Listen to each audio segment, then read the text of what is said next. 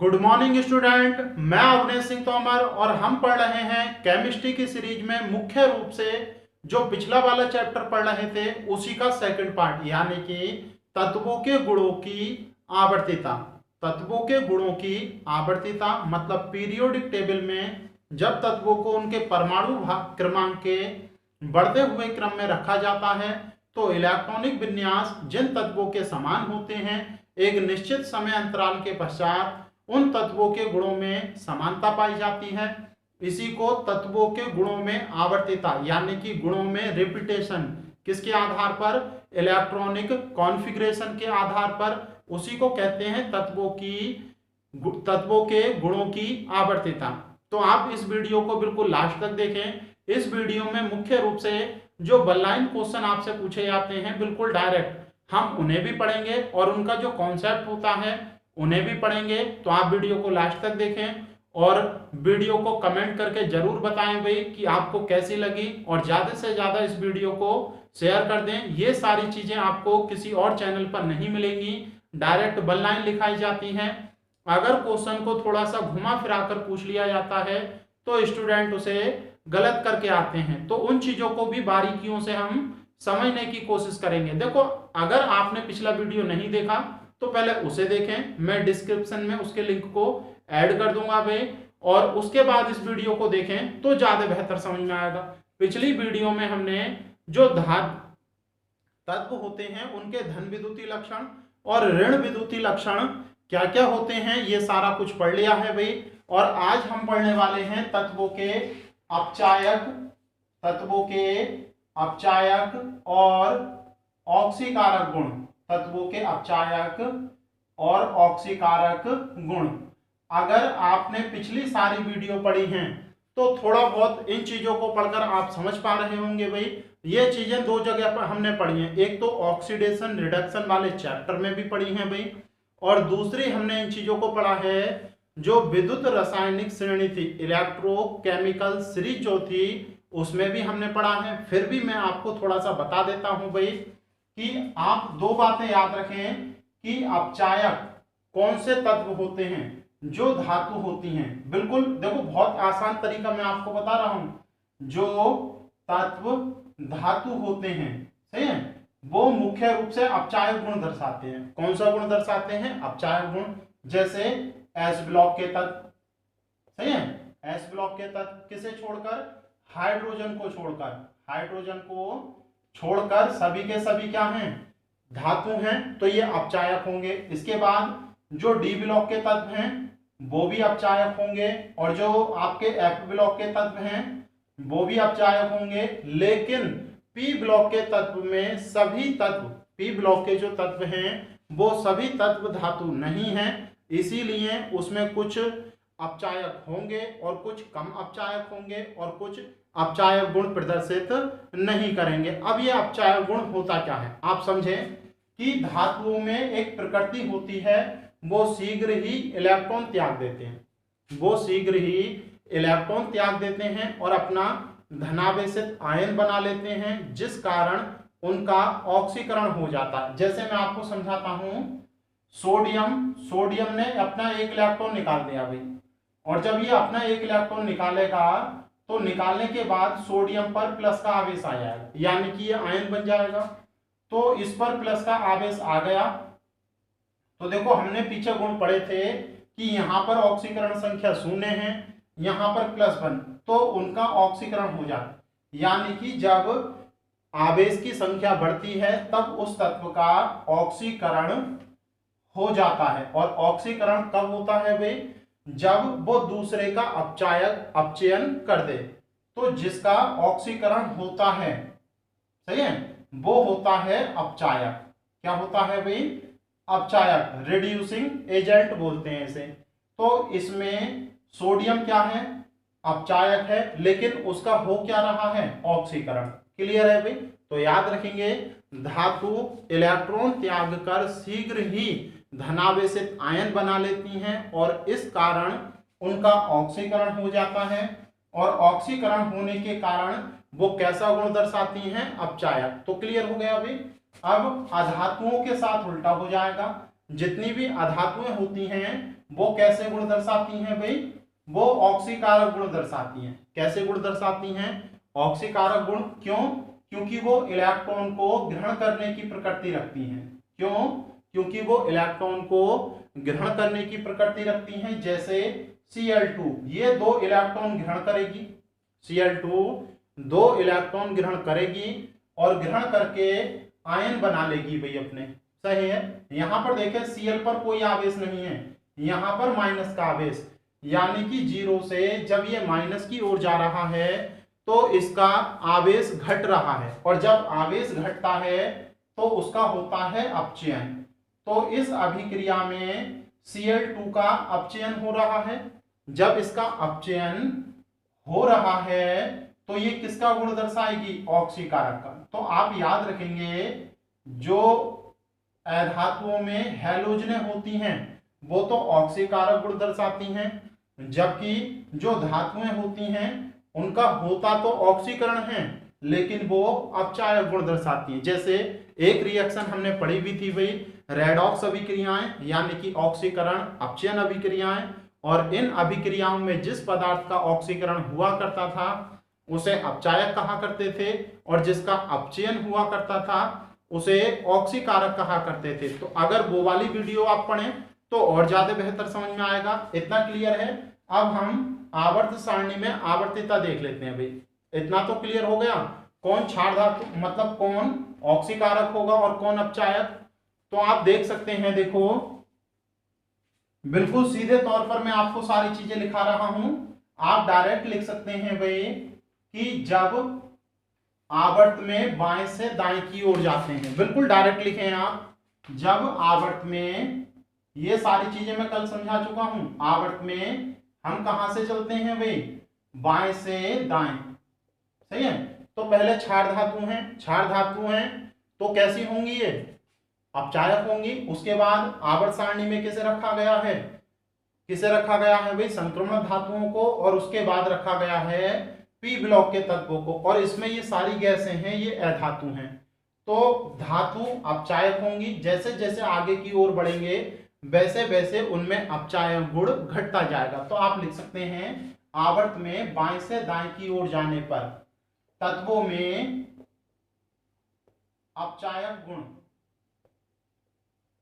अपचायक गुण घटता है। तो ये वाली लाइन याद रखने भाई, तत्वों में अपचायक गुण घटता है। जबकि वर्ग में अगर आवर्त में बाएं से दाएं जा रहे हैं तो घट रहा है, और वर्ग में ऊपर से अगर आप कहां आएंगे, नीचे, तो मैंने आपको बताया था गुण हमेशा अपोजिट चलते हैं। अगर आवर्त में कोई गुण घट रहा है तो वर्ग में ऊपर से नीचे की ओर जाने पर सदैव बढ़ेगा। तो दोनों बातें समझ में आ गई। अब जैसे आपने क्षार धातु पढ़ी है भाई, आपने क्या पढ़ी है, क्षार धातु, जैसे hydrogen, lithium, sodium, potassium, rubidium, caesium और फ्रेंसियम। तो ये सारे तत्व आपने पढ़े हैं भाई। तो इनमें अगर आपको पहले 4 तत्व दे दिए जाएं और आपसे पूछा जाए कौन प्रबल अपचायक होगा, तो मैंने आपको क्या बताया, वर्ग में जब ऊपर से नीचे को जा रहे हैं तो गुण क्या हो रहा है, बढ़ रहा है।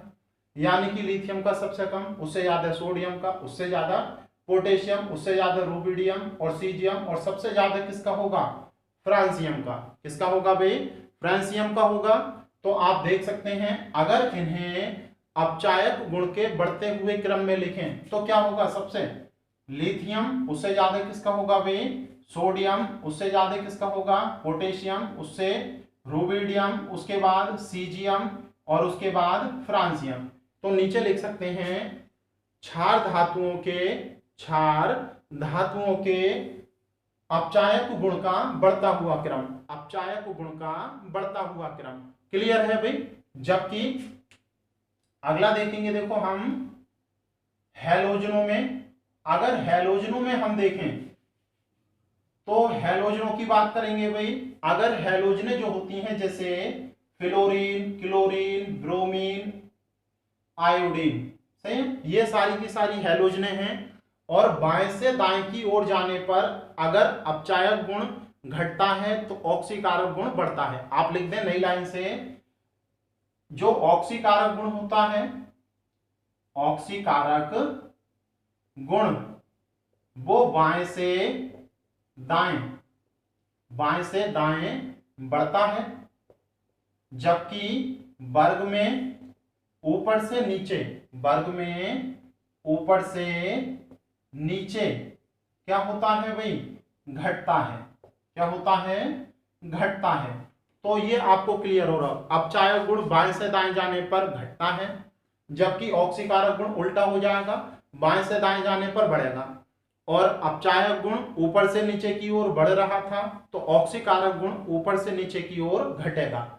तो आप देख सकते हैं सबसे प्रबल ऑक्सीकारक कौन होगी, क्योंकि ऊपर से नीचे की ओर घट रहा है, तो सबसे प्रबल ये होगी और सबसे दुर्बल I2। तो ये क्वेश्चन कई बार पूछा गया है कि हैलोजनों में सबसे प्रबल ऑक्सीकारक कौन होती है, सबसे प्रबल ऑक्सीकारक कौन होती है। तो आप डायरेक्ट टिक लगाएंगे फ्लोरीन। क्लियर है भाई।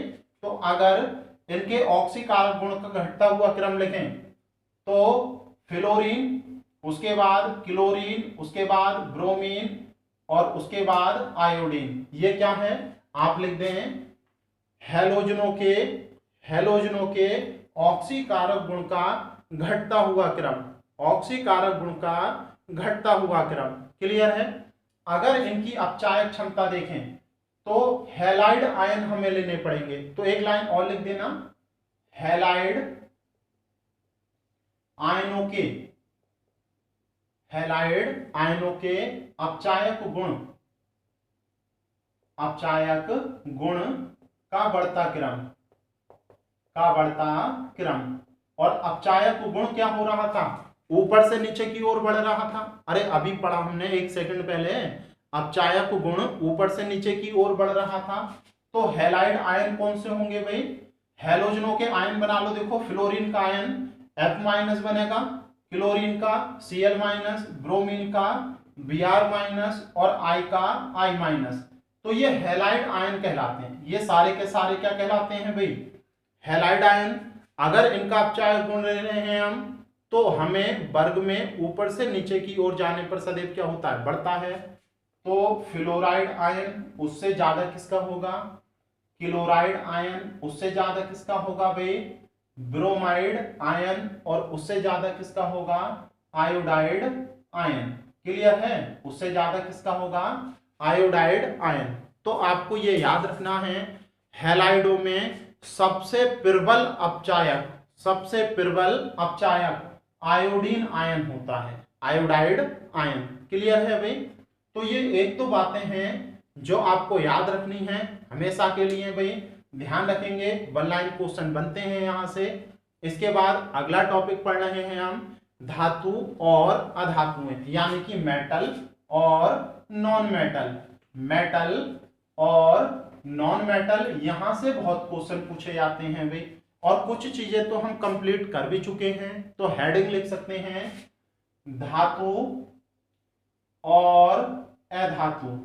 और अधातु, यानी कि मेटल और नॉन मेटल। तो आप देख सकते हैं आवर्त सारणी में धातु कौन कौन है भाई, एस ब्लॉक के तत्व। और आगे तो ये चैप्टर भी है हमारा कि धातुओं वाला चैप्टर है। धातुओं को अलग एक एक तत्व के बारे में हम पढ़ेंगे। सोडियम के तत्वों के क्या प्रकृति होती है, क्या गुण और क्या उपयोग होते हैं, सारी चीजें हम पढ़ने वाले हैं भाई। सही है। तो एस ब्लॉक के तत्व क्या होते हैं, धातु। सही है भाई। लेकिन हाइड्रोजन को छोड़कर। क्लियर है। इसके बाद जो डी ब्लॉक के तत्व हैं, डी ब्लॉक के तत्व वो सब के सब क्या होते हैं, धातु। इसके बाद एफ ब्लॉक के तत्व लगभग सभी क्या होते हैं, धातु। तो ये सारे के सारे धातु हैं हाइड्रोजन को छोड़कर। लेकिन अगर पी ब्लॉक की आप बात करते हैं, पी ब्लॉक की अगर बात करते हैं तो इसमें 3 प्रकार के तत्व पाए जाते हैं। पी ब्लॉक में 3 प्रकार के तत्व पाए जाते हैं। इसमें आपको धातु भी देखने को मिलेगी, इसमें आपको उपधातु भी देखने को मिलेगी। मेटेलॉइड बोलते हैं उपधातु को, मेटिलॉइड। और इसमें आपको अधातु भी देखने को मिलेगी। क्लियर है भाई? यानी कि पी ब्लॉक एकमात्र ऐसा ब्लॉक है जिसमें धातुओं को भी रखा गया है, उपधातुओं को भी रखा गया है और अधातुओं को भी रखा गया। बाकी के लगभग लगभग सभी वर्गों में धात्विक तत्व हैं। सही है। तो एक वन लाइन क्वेश्चन और बनता है कि प्रकृति में सर्वाधिक किस प्रकार के तत्व पाए जाते हैं? तो प्रकृति में सर्वाधिक धात्विक तत्व पाए जाते हैं। कौन से? धात्विक, यानी कि धातु पाए जाते हैं। क्लियर है? क्योंकि देखो पूरे के पूरे एस ब्लॉक में भी हैं, डी में भी हैं और एफ में भी हैं, तो सबसे ज्यादा क्या आपके धातु नहीं होंगे? होंगे भाई। क्लियर है? अब देखो पी ब्लॉक को हमें पढ़ना है, एस डी और एफ तो पढ़ने नहीं, हमें पी ब्लॉक पढ़ना है। तो ये मैंने पूरा पी ब्लॉक बनाया है भाई। पी ब्लॉक में आपने पढ़ा था भाई 6 वर्ग होते हैं, 13, 14, 15, 16, 17, 18। 18 को जीरो भी कहते हैं। अक्रिय गैस रखी गई हैं। 17 में हेलोजन रखी गई हैं, ऑक्सीजन परिवार के तत्व, नाइट्रोजन परिवार के तत्व और कार्बन परिवार के तत्व, एल्यूमिनियम परिवार के तत्व, ये सारे तत्व यहां पर रखे गए हैं। क्लियर है? अब आपको एक बात याद रखनी है, ये जो मैंने सीढ़ी बनाई है, ये जो सीढ़ी बनाई है, इस सीढ़ी को याद रखना है भी आपको, और 1 या 2 बार पढ़ना है, बाकी की चीजें याद हो जाएंगी। इस सीढ़ी के बाईं ओर, इस सीढ़ी के बाईं ओर ये वाले सब तत्व ये धातु हैं। ये कैसे हैं भाई? धातु, मेटल प्रकृति के हैं। जबकि इसके दाईं ओर, इसके दाईं ओर सारे के सारे क्या हैं? अधातु। कैसे तत्व हैं भाई? अधातु या नॉन मेटल। बोल देता हूं मैं, इसकी दाईं ओर सारे के सारे कैसे हैं? अधातु। तो आप इतनी बात समझ गए कि पी ब्लॉक के तत्वों में अगर बोरोन से जो आपकी एस्टेटिन होती है, बोरोन से एस्टेटिन तक एक लैडर नुमा लाइन खींची जाए, लैडर मतलब सीढ़ी नुमा लाइन खींची जाए, तो इसके बाईं ओर धातु और इसके दाईं ओर अधातु तत्व पाए जाते हैं। और इसी में 4 या 5 उपधातु तत्व याद रखने हैं, मैंने डार्क कर दी हैं। कार्बन परिवार के 2 तत्व, एक तो सिलिकॉन, जर्मेनियम। देखो मैं इनके नाम भी बता देता हूं, नहीं तो आप पीरियोडिक टेबल से देख लेना। बोल रहा हूं, boron, aluminium, gallium, indium, thallium, carbon, silicon, germanium, tin, ये तो कई बार पढ़ाया है, और लेड, सीसा जिसे बोलते हैं। अगला नाइट्रोजन, फास्फोरस, आर्सेनिक, एंटीमनी और बिस्मिथ। अगला ऑक्सीजन, सल्फर, सिलीनियम, टेल्यूरियम और पोलोनियम। अगला है फ्लोरीन, क्लोरीन, ब्रोमीन, आयोडीन और एस्टेटिन। और ये है सारी की सारी आपकी मतलब जो अक्रिय गैसें होती हैं वो हैं भाई, तो इन्हें हम पढ़ चुके हैं। तो आपको इतना याद रखना है, सिलिकॉन उपधातु है, जर्मेनियम उपधातु है।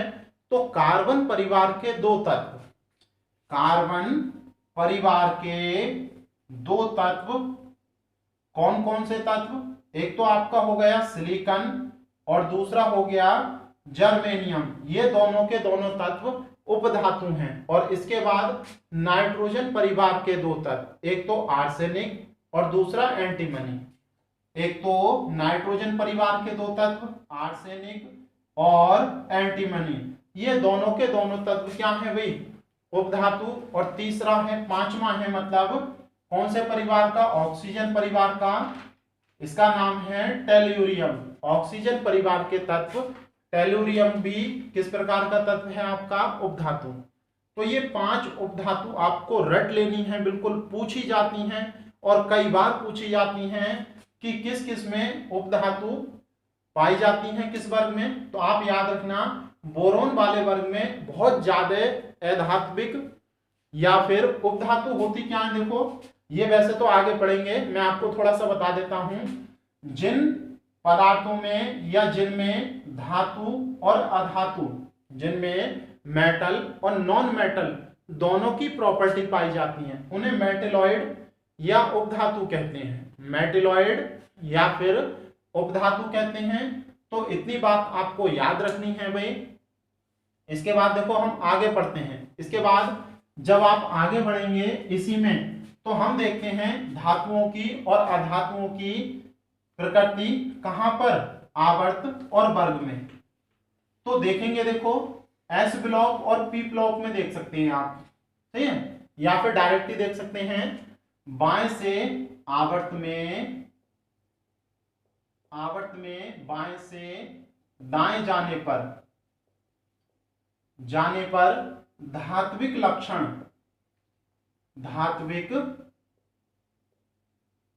लक्षण मतलब धातु होने का गुण घटता है। क्लियर है भाई। अगर आवर्त सारणी में कहां से लेकर एस ब्लॉक के तत्वों से डी और फिर पी ब्लॉक में आएंगे तो धात्विक लक्षण क्या होगा, घटेगा। आप खुद भी देख सकते हैं, क्षार यानी कि एस ब्लॉक के तत्व क्षार धातु हैं, धातु कहला रहे हैं। और जब सबसे लास्ट में पहुंचेंगे अक्रिय, ये गैसें हैं, अधातु हैं, तो लक्षण घट रहा है या नहीं। क्लियर है भाई। तो ये वाली बात याद रखेंगे। अब देखो, अगर आवर्त में बाएं से दाएं की ओर जाने पर ये घट रहा है, तो वर्ग में क्या होगा, ऊपर से नीचे की ओर बढ़ता है।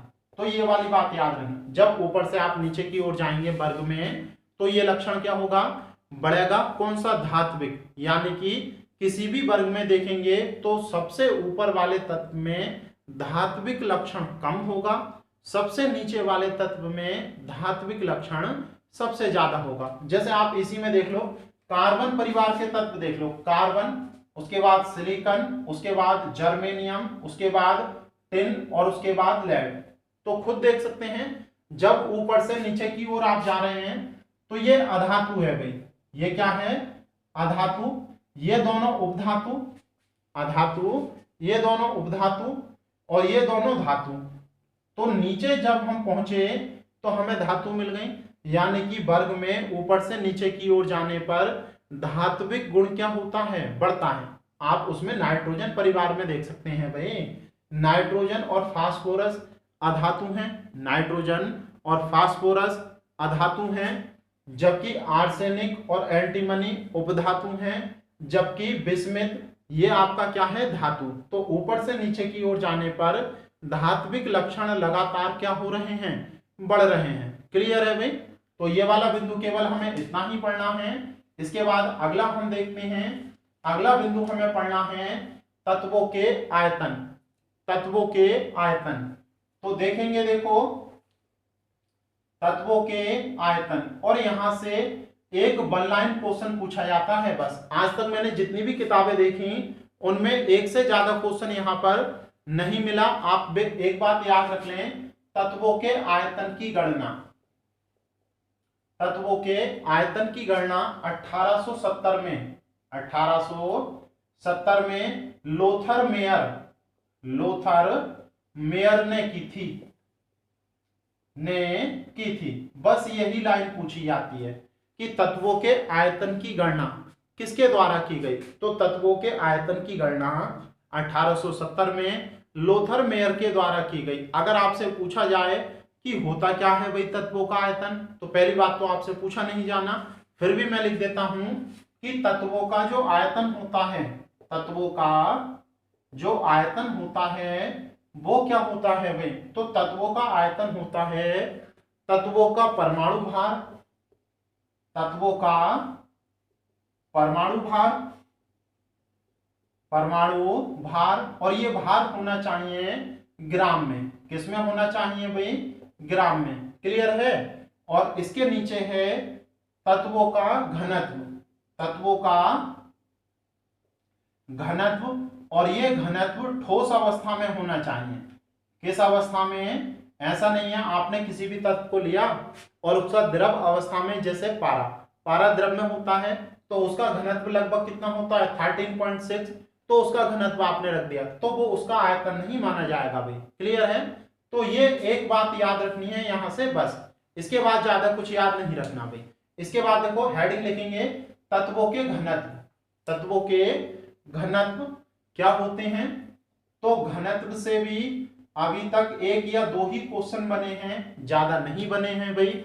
तो देखेंगे, देखो तत्वों के घनत्व के बारे में ऐसे रख कर लेते हैं। देखो अगर तत्वों के घनत्व की बात की जाए, तत्वों के घनत्व की अगर बात की जाए तो दो ही लाइन पूछी जाती हैं। अगर हम एस और पी वर्ग ब्लॉक में देखें, एस ब्लॉक के तत्व 2 वर्ग हो गए भाई, और पी ब्लॉक के कितने वर्ग हो गए, 6 वर्ग हो गए।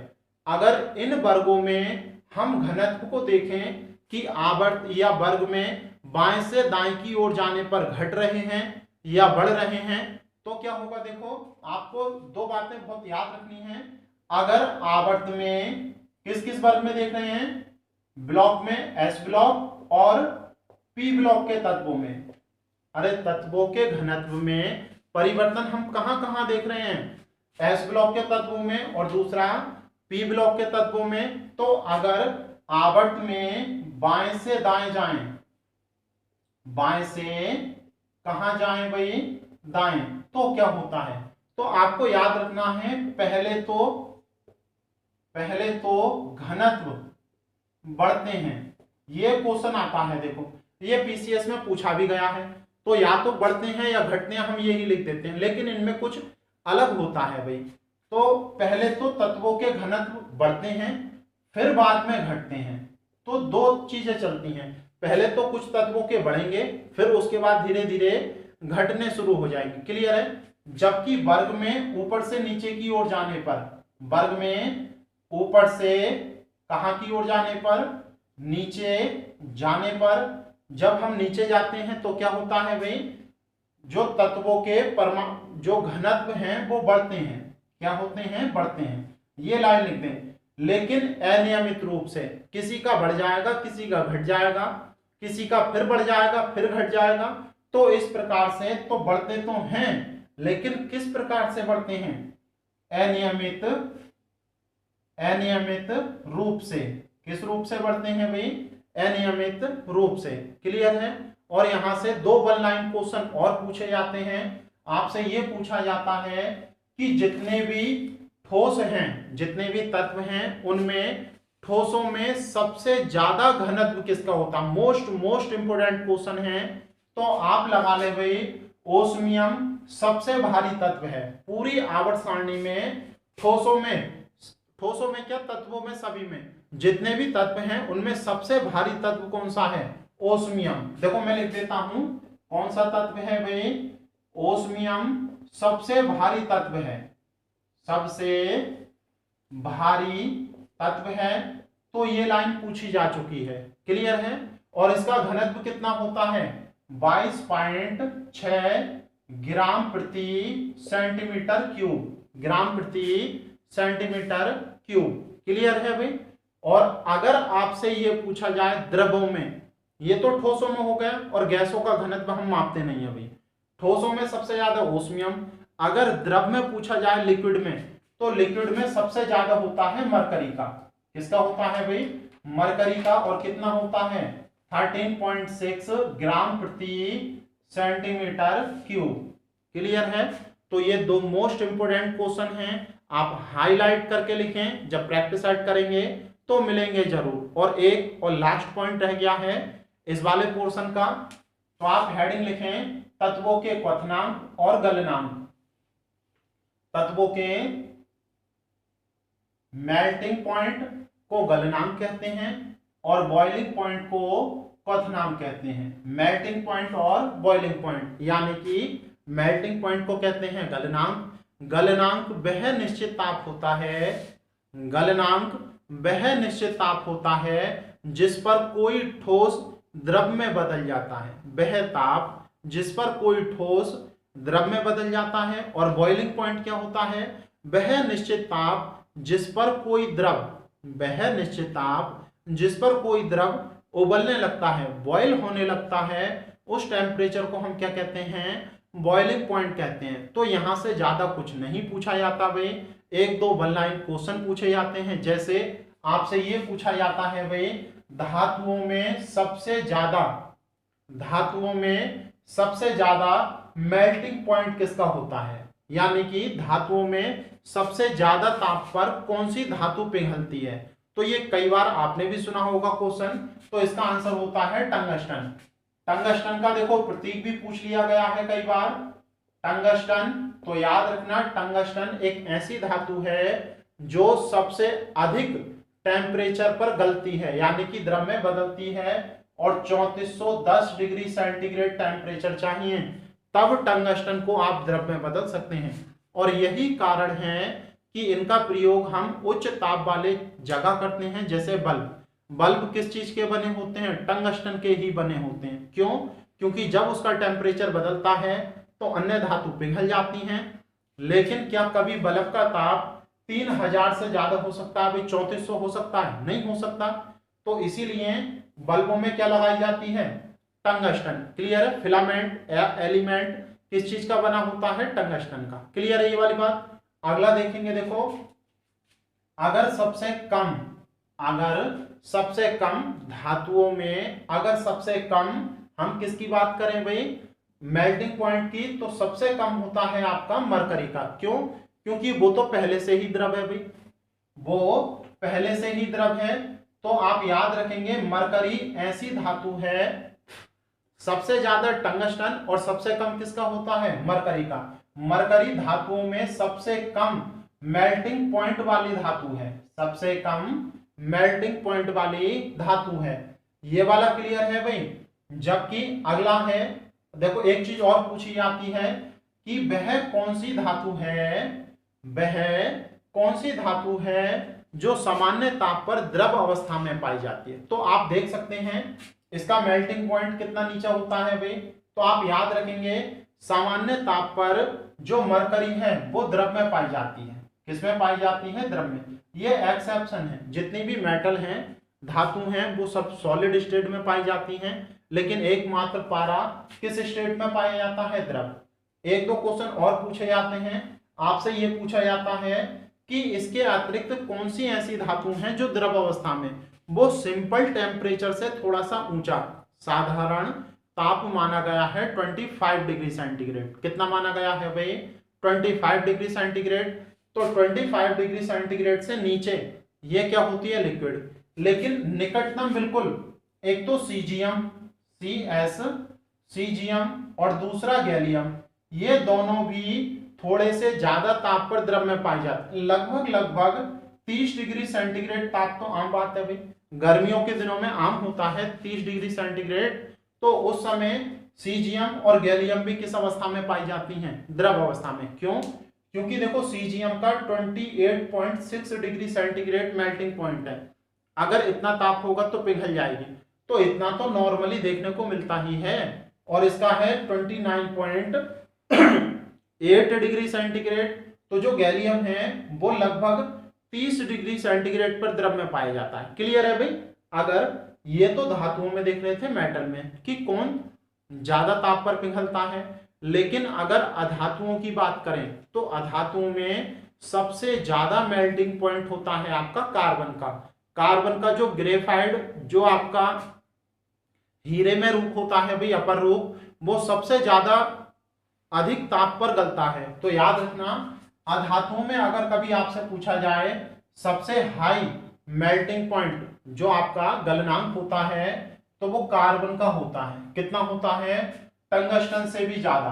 कितना? 3727 डिग्री सेंटीग्रेड। कितना होता है? 3727 डिग्री सेंटीग्रेड। एक और पूछा जाता है, अधातुओं में सबसे ज्यादा तो देख लिया हमने, लेकिन सबसे कम किसका होता है? तो याद रखेंगे हीलियम का। किसका होता है? हीलियम का। और कितना होता है? ये लिखा हुआ है -270 डिग्री सेंटीग्रेड। यानी कि हीलियम को अगर आपको द्रव में पाना है तो कितना टेम्परेचर करना पड़ेगा? -270 डिग्री सेंटीग्रेड। क्लियर है भाई? तो आपको अगर ये चीजें पसंद आई हो तो वीडियो को लाइक करें और ज्यादा से ज्यादा शेयर करें, कमेंट करके बताएं कि चीजें कैसी लगी हुई है। Thank you.